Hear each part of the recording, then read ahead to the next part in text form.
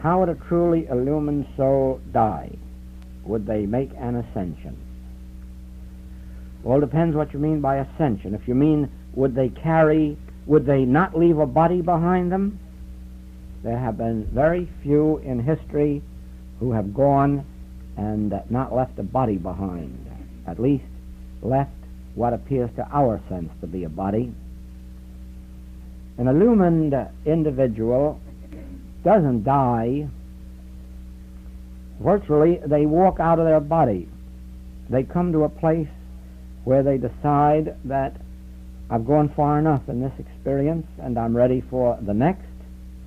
If you remember the experience of Buddha, he just called his disciples in one afternoon and said, I'm leaving you tonight. And that night he had a discourse with them, talked with them, lie down and said goodbye and went. To their sense, he left a body for cremation, and they had a cremation,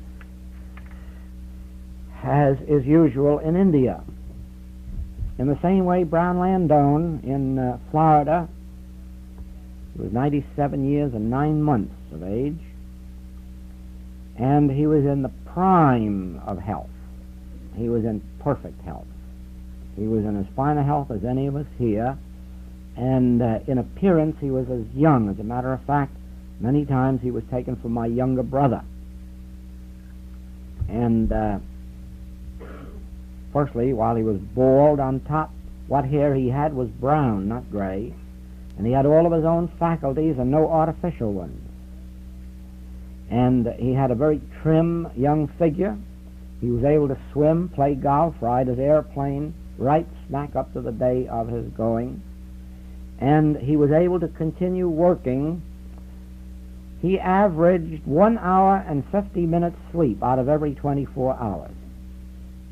And the rest of the time he worked. When you called his office for an appointment and was told it would be 2 o'clock, you were also told whether it was 2 p.m. or 2 a.m., because it could have been either, and you had no choice about it. If you wanted to see Brown and he said 2 a.m., you got there 2 a.m. or there was no appointment.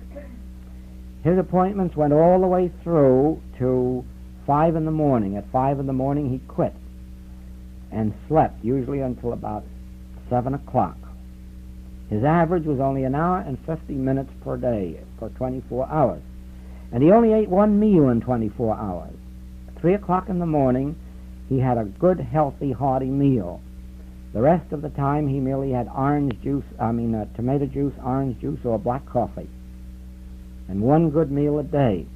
And that man put in more work than any dozen of us men in this room put together. I'm sure he wrote a whole magazine every month. He wrote never less than 6, 8, 9 books a year.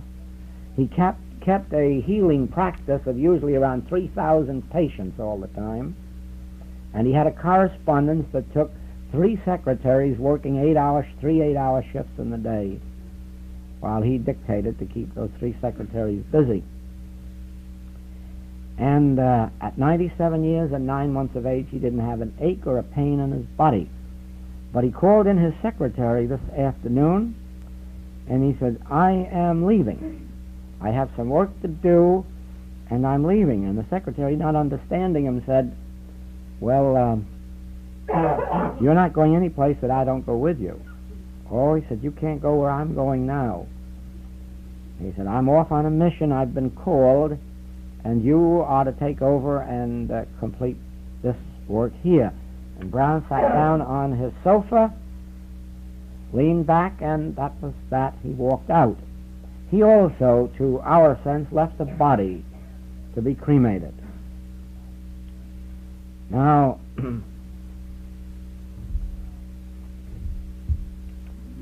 we had a man, Bicknell Young, yes, it was Bicknell Young, who was 99 years of age, Christian Science practitioner, teacher, lecturer. At 99 years of age, he was called back to Boston to teach the Metaphysical College. To begin with, he's the only man in the history of the Christian Science movement that ever taught it 3 times. Teaching the Christian Science Metaphysical College is about the highest honor and place there is, because it means teaching the next 3 years' teachers. And at 99 years of age, he was called to that important work. And it was some months after that, he went on a lecture tour after that, doing one-night stands, as these lecturers do. And one day he was sitting at the desk, dictating to his secretary, perfect health. He looked at her and he said, "Oh, if I could only tell you of this beautiful scene that I'm witnessing. This is really it." And he went to sleep, and that was the end of picking of the young, so far as the earth plane was concerned. And to our sense, he also left the body for cremation. Now, this is the answer of how an illumined soul leaves.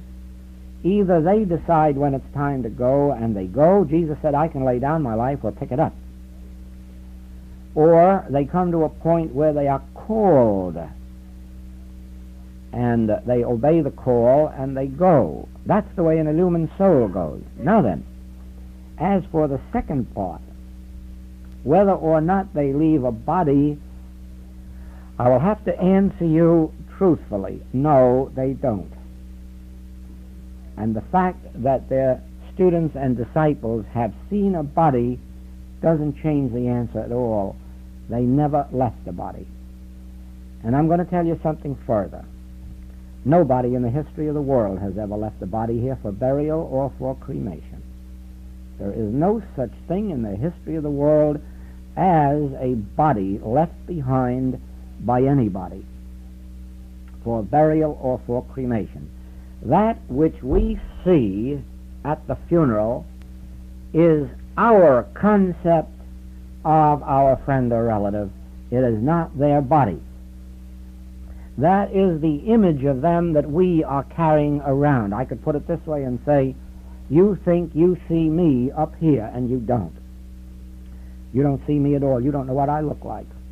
The only way you could ever know what I look like is if you were in treatment or in meditation and caught a spiritual glimpse of me, you'd know what I'm like. But what you're seeing up here is the human mind's concept, a very limited and false concept of the I that I am. You may be assured of this. I am not in a body, nor are you. Because anything I'm saying of myself, please understand, I'm saying of you. I'm not setting myself aside, not even Jesus Christ aside. God is no respecter of persons. Anything's true of one is true of all. We are not in these bodies. We have done this. Perhaps it'd be well if we do it here. Because, after all, this little experiment is partly responsible for our whole infinite way demonstration. I'm going to ask you to follow me in this. Will you look down at your feet? And will you ask yourself this question? Is that me down there, or are those feet mine? Is that me down there, or are they mine? And now travel up to the knees and ask yourself, is that me down there, or is that mine? And now go on up to the waist and ask yourself, is that me, or is that mine? And keep right on up to the neck and find out whether that is me there, or whether that is mine. And go right up to the top of the head, to the topmost hair of your head, and ask yourself, is that me, or is that mine? And what is the answer? Is it me at any point of that body? Could you find yourself in that body? No, of course not. That's all mine. That's all yours. There isn't a single place between your toenails and the topmost hair of your head where you could find yourself, because you are not there, and you never were there, and you never will be there. Never. This is just as much of a vehicle as your automobile.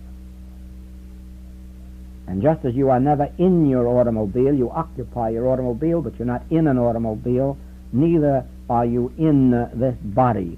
And you can search this body and do this experiment from head to foot, and do it over and over and over again, and go to surgical colleges and ask them if they ever found John Jones in a body, or Mary Smith, and I'm sure they'll tell you they've never found anybody in a body. They never will, because there isn't anybody in a body, and there never was. No, you are invisible because you are consciousness. You are life eternal. You are soul. You are spirit. You are the way, the truth, and the life. You are life eternal. You are soul. You are the resurrection. You are the power itself. You are infinite being. You are God made manifest. You can't confine God in a skull bone. You can't confine God in a human body. You can't even confine Christ in a human body. And Jesus told you that if you destroy this temple, he didn't say if you destroy me. He knew you couldn't destroy me. If you destroy this temple, I will raise it up again. He didn't say I will be raised up. I will raise this temple if you destroy it. This I isn't in a temple. This I isn't the temple, and the temple isn't I.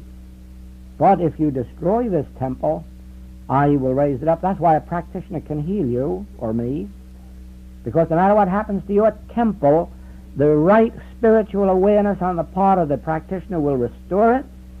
And don't ever doubt for a moment that there have been practitioners in our age who have even restored those who have passed on. It has been done just as it was done in the days of Jesus.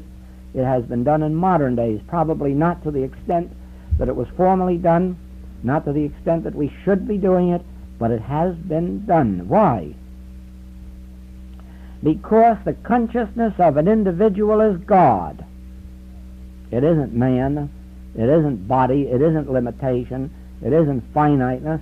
The consciousness, the spiritually developed consciousness of an individual is God.